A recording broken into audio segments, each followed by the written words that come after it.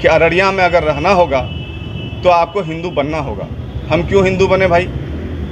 अररिया किसी के बाप की जागीर है कि अररिया में कितने, अररिया और किशनगंज में, पूर्णिया में कितने अच्छे तरीके से हिंदू और मुसलमान दोनों समुदाय के लोग मिलकर सभी प्रकार के त्यौहार को मनाते हैं। माफी मांगो, माफी मांगो, माफी मांगो।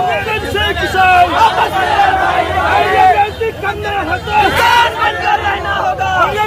करना है तो बनकर रहना होगा। करना है तो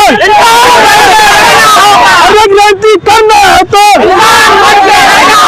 हरदीप सिंह माफी मांगो। हरदीप सिंह मुर्दाबाद। मुस्लिम सिख ईसाई, मुस्लिम सिख ईसाई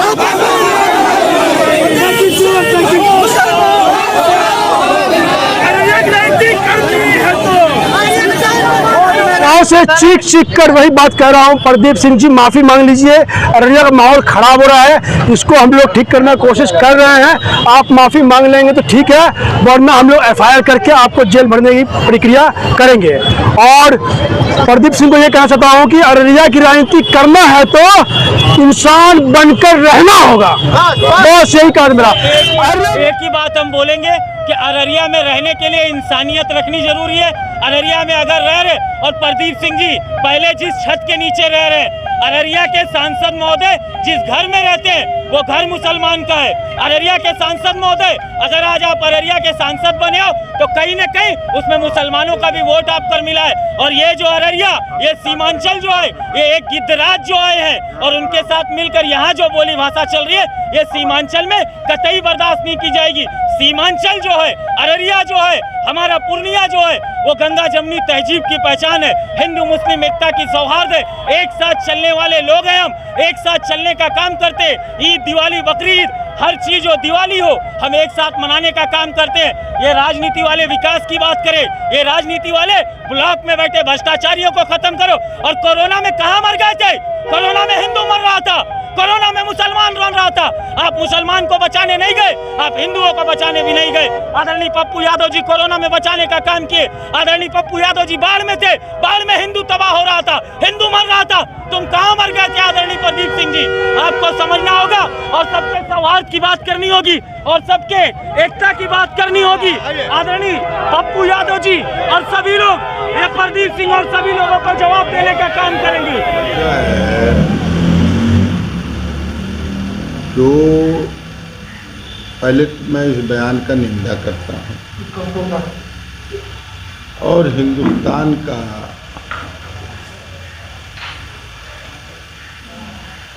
सबसे पंचायत के मेंबर होने के नाते कितनों भरसरा किया जाए वो गलत, वो कम नहीं। नंबर 1। नंबर 2, पूरे देश से ऐसे भाषाओं वाले को लोग पहचानता है, पूरा देश जवाब दे दिया। दूसरा, देश को, ये देश संविधान पर, भीमराव अंबेडकर के संविधान पर हर आदमी को अपनी आज़ादी है, हर व्यक्ति को अपनी बात कहने की संविधान में गुंजाइश है। लेकिन पूरे अररिया में कुछ तो दिया नहीं। आज अच्छा स्वास्थ्य होना चाहिए, अच्छी सड़कें होनी चाहिए, शुद्ध पानी होनी चाहिए। आज यहाँ का विकास, रोजगार और अररिया का जो विकास होना चाहिए, आने वाला 2025 की इन लोगों को बेखाम का उपाय, जो गंगा जमनी तहजीब को सीमांचल के ऐसे ऐसे लोग तोड़ना चाहिए। इसको सरकार को देखना चाहिए, इस पर FIR करना चाहिए, जेल के सलाखों में बंद करना चाहिए। ऐसे गंदे लोगों को, जो हिंदुस्तान में सेकुलर लोग हैं, ऐसे इस सब को पसंद नहीं करेगा। ये 2025 की तैयारी। जो बयान सीमांचल के इलाके में गंगा जमनी तहजीब भाईचारा के खिलाफ आया है, इसकी मैं घोर निंदा करता हूँ। इस देश के सर्वो पंचायत में मेंबर ऑफ पार्लियामेंट, ये अच्छी बात नहीं। वो जिस दल से आया है, संविधान के विरोध आया है, संविधान के खिलाफत किया है, तो और विकास की बात तो इनमें है नहीं। दो भाई को लड़ाना और सेंटिमेंट को उखाड़ करके भाईचारा को नुकसान पहुंचाना इन लोगों का काम है। जानती है पूरा देश, और पूरा देश से इन लोगों का सफाया हो गया। आने वाला 2025 में भी आपका बिहार सफाया है, तो इसलिए बौखला गया।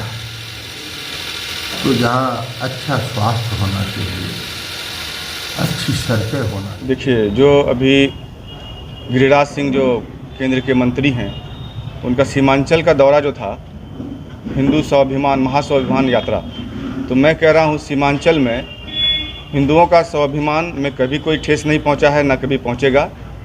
ये कुछ लोग सीमांचल के धरती को गंदा करने का प्रयास कर रहे हैं। उसी सिलसिले में जब मैं परसों नीरज सिंह बबलू जो छातापुर से एमएलए हैं और बिहार सरकार में पीएचडी के मंत्री भी हैं, उनका एक बयान सुना।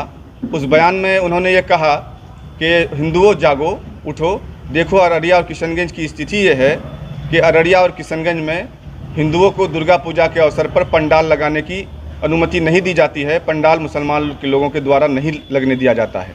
तो मैं नीरज सिंह से कहना चाहता हूँ कि आप तो बगल के हैं, 50 किलोमीटर की दूरी पे हैं। आपको क्या ये पता नहीं है कि अररिया और किशनगंज में, पूर्णिया में कितने अच्छे तरीके से हिंदू और मुसलमान दोनों समुदाय के लोग मिलकर सभी प्रकार के त्यौहार को मनाते हैं। और दूसरी तरफ हमारे अररिया के माननीय सांसद प्रदीप कुमार सिंह का एक बयान आया कि अररिया में अगर रहना होगा तो आपको हिंदू बनना होगा। हम क्यों हिंदू बने भाई? अररिया किसी के बाप की जागीर है। हम लोगों के आप सांसद हैं, आप एक सम्मानित पद पर अभी बैठे हुए हैं। आप लोग जो चंद बीजेपी के मुट्ठी भर के ऐसे लोग हैं जो सस्ता नशा करके कुछ से कुछ बोलते हैं। बीजेपी के कुछ लोग ऐसे हैं, गिरिराज सिंह जैसे मानसिकता के लोग, बबलू सिंह जैसे मानसिकता के लोग, प्रदीप सिंह जैसे मानसिकता के लोग, जो धार्मिक उन्माद फैलाने का प्रयास करते हैं। सीमांचल खंडेश्वर नाथ रेणु की धरती है। सीमांचल तस्लीमुद्दीन साहब की धरती है। यहाँ पे अमन और भाईचारा हमेशा से कायम था, कायम है और कायम रहेगा। इन लोगों की जो चोचलेबाजी है, जो ये लोग हिंदू और मुसलमान के बीच में एक नफरती माहौल पैदा करना चाहते हैं, ये किसी भी सूरत पर हम और हमारी पार्टी और अररिया के अवाम और तमाम सेकुलर लोग इसको कामयाब होने के लिए नहीं देंगे। और मैं दूसरी तरह एक अररिया के अवाम से ये कहना चाहता हूँ कि प्रदीप सिंह के साथ में कुछ मुस्लिम समुदाय के बड़े नेता जो घूमते हैं, कभी कोई टिकट के लालच में, कोई जो है अपने पावर को बढ़ाने के लालच में, तो मैं अररिया की उन तमाम जनता से अपील करता हूं कि ऐसे नेताओं को चिन्हित करके उनको सामाजिक स्तर से बायकाट करने का प्रयास करें, उनका बायकाट करें। और हिंदू बनने की बात है तो प्रदीप सिंह की लगता है उन लोगों से डील हो गई जो उनके आगे पीछे घूमते हैं, जो मुस्लिम नेता। पहले उन लोगों को हिंदू बनाए, फिर उनके मुरीद अपने आप हिंदू बन जाएंगे।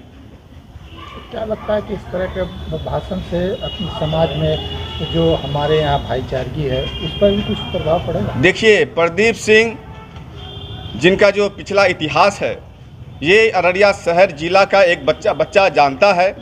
प्रदीप सिंह जहाँ से राजनीति सीखे हैं, जहाँ से वो पनपे हैं, वो मुस्लिम समाज